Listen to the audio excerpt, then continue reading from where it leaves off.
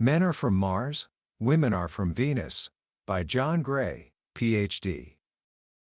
Introduction. Picture this. A young couple, John and Bonnie, have just brought their newborn daughter home. They're exhausted. Bonnie is in pain from the delivery, and after 5 days of helping, John has to go back to work. While he's gone, she runs out of pain medication. She asks his brother to get more, but he forgets. So she spends the entire day in pain, trying to care for a brand new baby, feeling completely and utterly alone. When John gets home that night, he has no idea what she's been through. He just sees that she's upset, and he immediately thinks it's his fault. She says, "I've been in pain all day. I've been stranded in bed and nobody cares." And his first instinct? Defensiveness. He says, "Why didn't you call me?" She fires back, feeling deserted, and he explodes.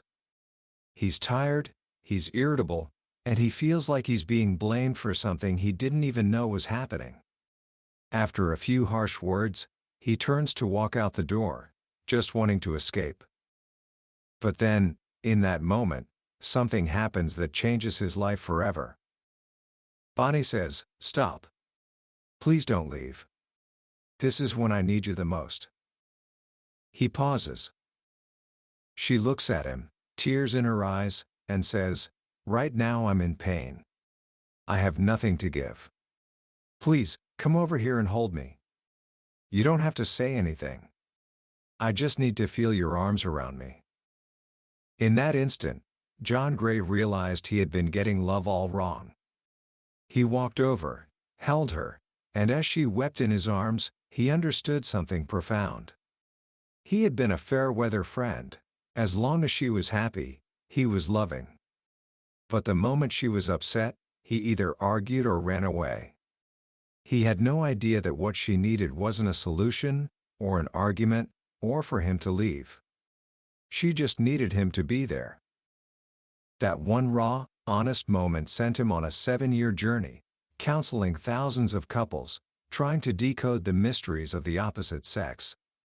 What he discovered became one of the most influential books of our time, a book that has sold over 50 million copies and has been translated into dozens of languages. It's a book that has saved countless relationships from the brink of collapse. And today, I'm going to share its secrets with you. Because what John Gray uncovered is that men and women are so fundamentally different, it's as if they come from 2 different planets. And if you don't have the translation guide, you're doomed to get lost, frustrated, and hurt. So, what if I told you that by the end of our time together, you'll have that guide? You'll understand the secret language of the opposite sex, why they act the way they do, and how to give them what they truly need, so you can get the love you truly deserve. This is the story of Men Are from Mars, Women Are from Venus. Book summary. To understand the core of this idea, we have to go back in time. Imagine, for a moment, 2 different planets. On Mars, you have the Martians. They value power, competence, efficiency, and achievement. Their sense of self, their very identity, is defined by their ability to get results. They feel fulfilled when they solve problems and accomplish goals, especially when they do it by themselves. To a Martian, asking for help can feel like a sign of weakness. They pride themselves on their autonomy. When a Martian is stressed or has a problem, he doesn't talk about it. He would never burden a fellow Martian unless he needed expert advice. Instead, he retreats into his private cave. In this cave, he becomes quiet, focused, and withdrawn. He thinks about the problem, mulls it over, and tries to find a solution on his own. If he finds one, he feels better and comes out. If he can't, he'll do something to forget about it, like read the news, watch a game, or work on his car. He needs to disengage his mind to relax.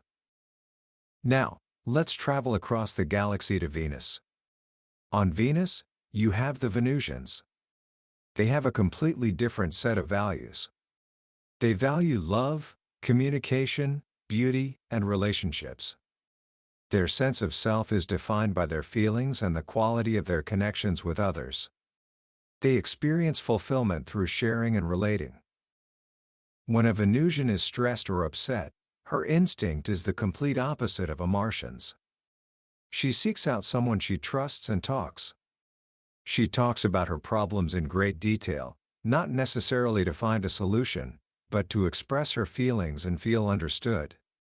For Venusians, sharing problems isn't a burden, it's an act of love and trust.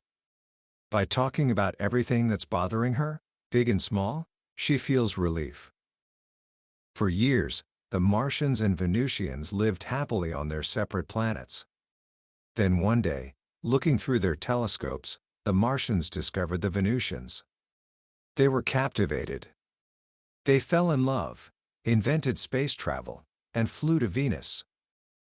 The Venusians welcomed them with open arms. The love between them was magical. They delighted in their differences. They spent months learning about each other's needs, preferences, and behaviors. For years, they lived in perfect love and harmony. Then, they decided to fly to Earth. But something happened when they arrived. The Earth's atmosphere had a strange effect, and one morning, they all woke up with a peculiar kind of amnesia. They forgot they were from different planets. They forgot they were supposed to be different. And ever since that day, men and women have been in conflict. This simple story is the key to everything. The reason we struggle is because we expect the person we love to be more like us. A woman expects a man to feel, communicate, and respond the way a woman does. A man expects a woman to think, communicate, and react the way a man does. We've forgotten that we speak different languages, have different needs, and operate on entirely different systems. This leads to the two most common mistakes in all of relationships. The first mistake is what drive. Gray calls Mr. Fix-It. A woman comes home from a long, exhausting day. She just wants to connect and share her feelings. She says, "There's so much to do, I don't have any time for myself." Her Martian partner, hearing a problem, immediately puts on his Mr. Fix-It hat. This is how he shows love. He wants to solve her problem and make her feel better. So he says, "You should quit that job. Find something you like to do." She doesn't want a solution. She wants empathy. She keeps talking. "But I like my job. They just expect me to change everything at a moment's notice." He offers another solution. "Don't listen to them. Just do what you can do." She says, "I am, and I can't believe I completely forgot to call my aunt today." He says, "Don't worry about it, she'll understand." She becomes more and more frustrated, and finally says, "Can't you just listen to me?" And he says, "I am listening." He has no idea what he did wrong. He thinks he's being helpful, but to her, his solutions feel like he's dismissing her feelings. She doesn't feel heard or understood. What she needs is for him to just listen, to make a few reassuring sounds like or "oh, no," and to give her a hug. On Venus, talking about problems is not an invitation to offer a solution. It's a way to get close. Now, the second biggest mistake is what drive. Gray calls the Home Improvement Committee. This is when a woman tries to help a man. A woman's nature is to want to improve things. When she cares about someone, she freely points out what can be improved and suggests how to do it. On Venus, offering advice is an act of love. But remember, a man is from Mars. His sense of self is tied to his competence. When a woman offers him unsolicited advice, he doesn't hear "I'm trying to help you." He hears "I don't trust you to do it yourself. You're not good enough." It feels like she's trying to fix him, which implies that he's broken. Think about Tom and Mary driving to a party. After circling the same block a few times, it's clear they're lost. Mary finally says, Why don't you pull over and ask for directions? From her side, she's saying, I love you, and I want to help us get there. But from his side, he hears, you're incompetent. You can't even find the party. I don't trust you. Tom goes silent. The rest of the evening is tense. Mary has no idea that offering advice at that moment was the ultimate insult. For a Martian, accomplishing a goal by himself is a point of pride. At that moment, when he was vulnerable and feeling a little lost, what he needed most wasn't her advice. It was her loving acceptance. Her silent trust would have been a gift. So we have these two patterns. Men mistakenly offer solutions and invalidate feelings, while women mistakenly offer unsolicited advice and erode a man's confidence. And it all stems from that amnesia, forgetting that we are wired differently. This difference in wiring goes even deeper when it comes to handling stress. As we've said, when a man is stressed, he retreats into his cave. He becomes quiet, distant, and preoccupied. It's like 95% of his mind is still at work, trying to solve a problem, and only 5% is available for the relationship. He can't give her the full, undivided attention she deserves, because his mind is gripped by something else. A woman often takes this personally. She sees him turn on the TV or pick up the newspaper and feels ignored. She thinks, he doesn't care about me. He's not talking to me. She doesn't understand he's not ignoring her. He's trying to manage his stress in the only way he knows how.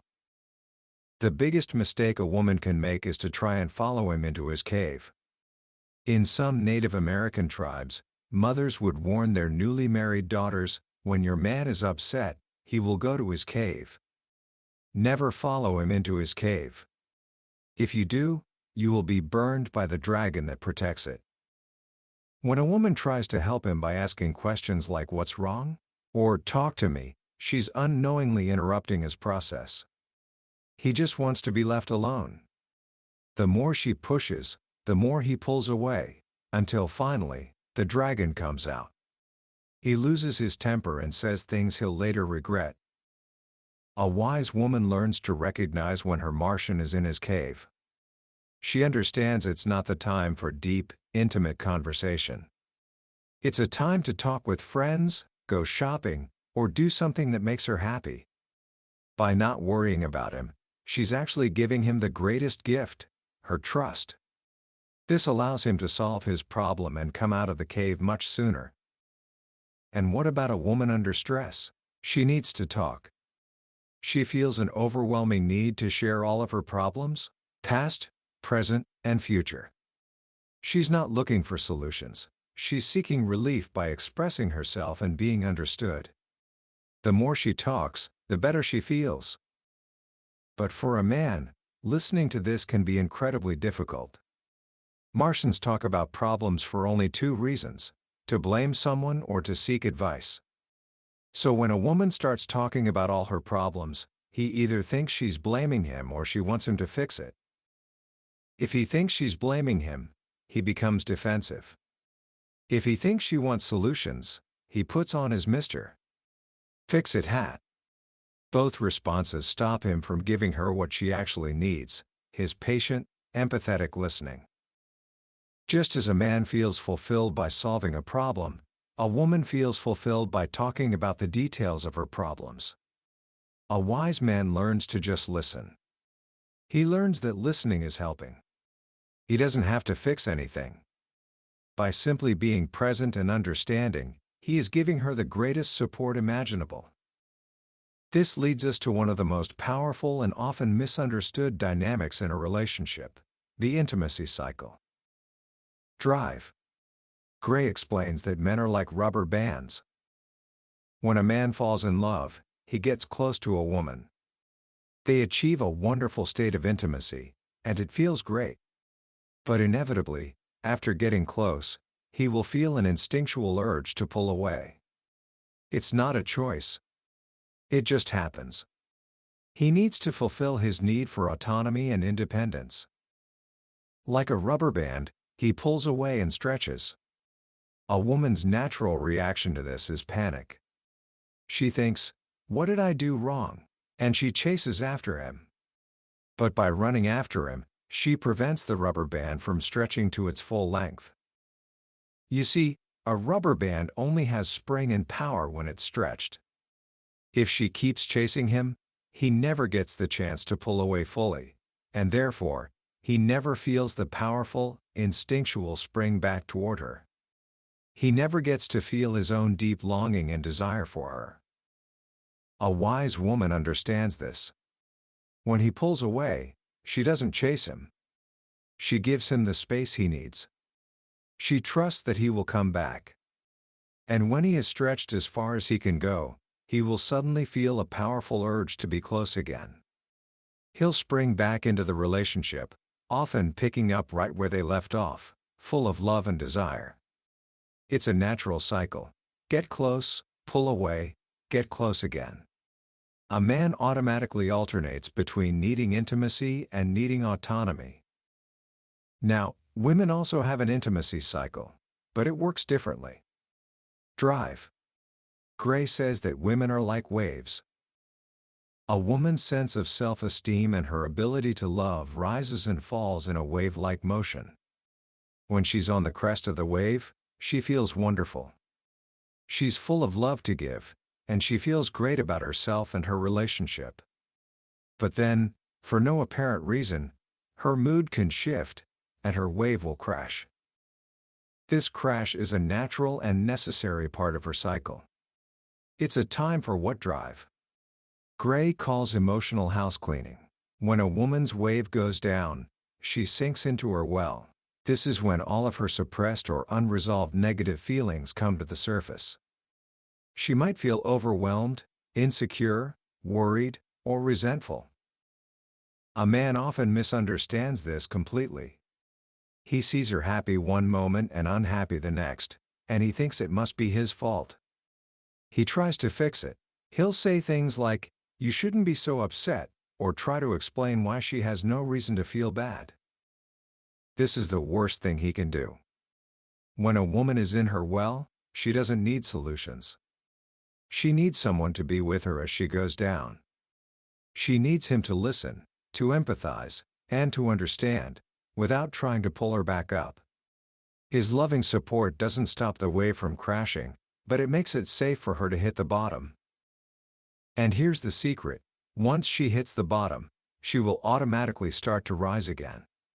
Just as suddenly as she crashed, she will feel better and her heart will be full of love once more.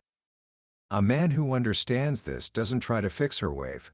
He learns to ride it with her, offering his love and support when she needs it most. These different cycles and needs bring us to another fundamental discovery: men and women have completely different primary emotional needs. We think we're giving love, but often we're giving the kind of love we want to receive, not what our partner actually needs. Drive. Gray identified 12 primary love needs, 6 for women and 6 for men. A woman primarily needs 1. Caring. She needs to feel that he is concerned for her well-being. 2. Understanding. She needs him to listen to her feelings without judgment. 3. Respect. She needs him to acknowledge her rights, wishes, and needs. 4. Devotion. She needs to feel she is special and number one in his life. 5. Validation. She needs him to accept her feelings as valid, even if he doesn't agree. 6. Reassurance. She needs to be repeatedly told that she is loved and cherished. A man primarily needs 1. Trust. He needs her to believe in him and his abilities. 2. Acceptance. He needs her to receive him without trying to change him. 3. Appreciation. He needs to feel that his efforts are not taken for granted. 4. Admiration. He needs her to look at him with wonder and delight, to see him as her hero. 5. Approval. He needs her to be satisfied with him and approve of who he is. 6. Encouragement. He needs her to give him hope and courage through her confidence in him. These needs are reciprocal. When a man shows a woman caring and understanding, she naturally responds with more trust and acceptance. When a woman expresses admiration and appreciation, he naturally responds with more devotion and reassurance. The problem is, we don't know this. A woman, thinking she's being loving, offers a man a lot of caring and concern. But he might interpret this as her not trusting him. He feels smothered. A man, thinking he's being loving, will tell a woman not to worry, minimizing her problems. But she interprets this as him not understanding or validating her feelings. She feels dismissed. We keep giving the wrong kind of love. This is perfectly illustrated by another one of the book's great insights: how men and women keep score. A man thinks he scores big points for big gestures. Buying her a new car might be 30 points. Taking her on a lavish vacation, 50 points. Paying the mortgage, that's a huge one every month. Because of this, he focuses his energy on doing big things, believing that will make her happy. But he's in for a shock. Because a woman keeps score completely differently. For a woman, every single gift of love gets 1 point. The size doesn't matter. A single rose is 1 point. A hug is 1 point. Him listening to her for 20 minutes is 1 point. Him remembering to take out the trash is 1 point. A new car is also 1 point. A man doesn't realize that for a woman, the little things are just as important as the big things. She needs a steady stream of these 1-point expressions of love to keep her love tank full. A man might think he's scored 50 points with one big vacation, and then he relaxes, thinking he's done his job. Meanwhile, she feels neglected because for weeks, he hasn't done any of the little things that make her feel loved and cared for. In his mind, the score is 50 to her 30 little things. He thinks he's ahead. In her mind, the score is 30 to his 1. She feels resentful and unloved. This is why a man will come home from his high-paying, high-stress job, thinking he's provided so much, and be completely bewildered when his wife is unhappy. He doesn't understand that his big paycheck only scores 1 point. She needs his personal attention, his affection, his help around the house. She needs all the little things. The good news for men is that it doesn't take a massive effort to make a woman feel loved. It just takes a lot of small, consistent efforts. The book lists 101 ways to score points, and they are things like bringing her flowers for no reason, giving her 4 hugs a day, calling from work just to say I love you, and putting down the newspaper when she's talking. For a man, the equivalent of these little things is a woman's appreciation. A woman doesn't realize the immense power of her loving reaction. When a man does something for her, and she responds with genuine appreciation, he feels like a hero. That appreciation fills his love tank and motivates him to give even more. But what happens when the score gets too uneven? A woman who has been giving and giving without receiving enough will eventually start to feel resentment. This resentment blocks her natural ability to appreciate him. When he does one little thing, she might think, big deal. I've done 30 things. Unconsciously, she negates his effort, and he feels unappreciated. Feeling unappreciated, he stops giving. It becomes a downward spiral. So how do we get the support we need without causing this kind of conflict? This is especially hard for women. A woman often feels, if I have to ask for it, it doesn't count. She expects a man who loves her to anticipate her needs and offer his support, just like she would. But men are from Mars. On Mars, if you want help, you ask for it. A man is not instinctively motivated to offer support, he's waiting to be asked. If she's not asking, he assumes he's already giving enough. By the time she does ask, she's often so resentful that her request comes out as a demand. And men do not respond well to demands. It's a turnoff. The solution is for a woman to learn the art of asking for support correctly. This involves 3 steps. First, practice asking for what you're already getting. Notice the things he already does for you, and start asking him to do them, and then give him lots of appreciation when he does. This reconditions him to respond positively to your requests. Second, practice asking for more, even when you know he might say no, and be prepared to graciously accept his no. This is crucial. A man is much more willing to say yes if he feels he has the freedom to say no. When you ask for something and he says no, if you can respond with a simple, accepting okay, he remembers that. It makes him much more likely to say yes the next time. Third, practice what drive. Gray calls assertive asking. This is when you ask for something you really need. You ask, and then you remain silent. You expect him to grumble. His grumbles are not a rejection, they're a sign that he's processing your request and shifting his focus. It's like the rusty hinges on a door squeaking as it opens. If you can remain silent and not react to his grumbles, there's a very good chance he will say yes. By accepting his initial resistance, you give him the space to come around and be your hero. All of these differences, our needs, our ways of coping, our very languages, are the primary reason we get into arguments. An argument is almost never about the topic at hand, whether it's money, chores, or the kids. A painful argument happens for one reason: someone is not feeling loved. When a man feels challenged, he forgets to be loving and focuses on being right. His tone becomes uncaring, which hurts a woman's feelings. She then reacts to his tone, not his words, and he has no idea why she's so upset. When a woman feels unheard, her tone can become disapproving and mistrusting. This is what hurts a man the most. He hears her disapproval, not her underlying pain, and becomes defensive. Most arguments follow a predictable pattern. 1. A woman expresses her upset feelings. 2.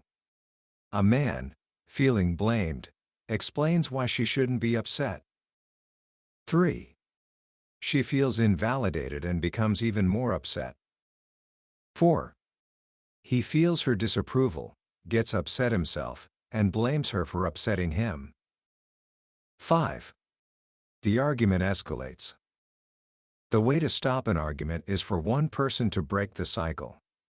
The easiest way to do this is to say "I'm sorry." For a woman, "I'm sorry" often means "I care about how you're feeling." For a man, it means "I did something wrong." A man learning to say "I'm sorry I upset you" can be transformative. It validates her feelings and stops the fight in its tracks. But what if you're so upset you can't be loving? This is where the final tool comes in, the love letter technique. When you're overwhelmed by negative feelings, don't try to talk. Instead, write a letter. The letter has 5 parts. You express your feelings of 1. Anger. 2. Sadness. 3. Fear. 4. Regret. 5. And finally, love. By writing out each of these layers of feeling, you process the negativity. The anger gives way to the sadness underneath. The sadness reveals the fear.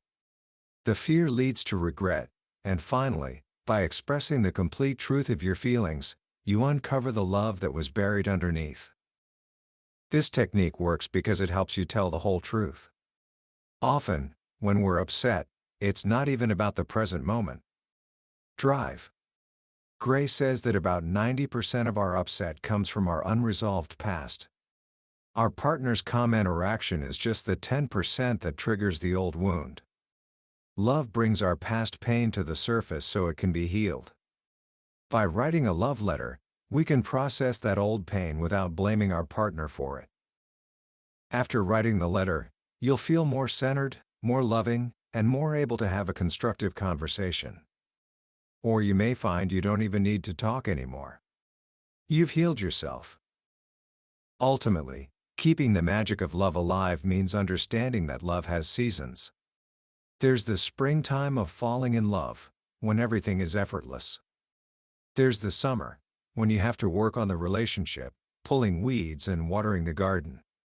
There's the autumn, when you harvest the rewards of your hard work. And there's the winter, a time of rest and reflection, when you must turn inward to heal before spring can come again. By understanding that men and women are from different worlds, we don't have to be lost in translation.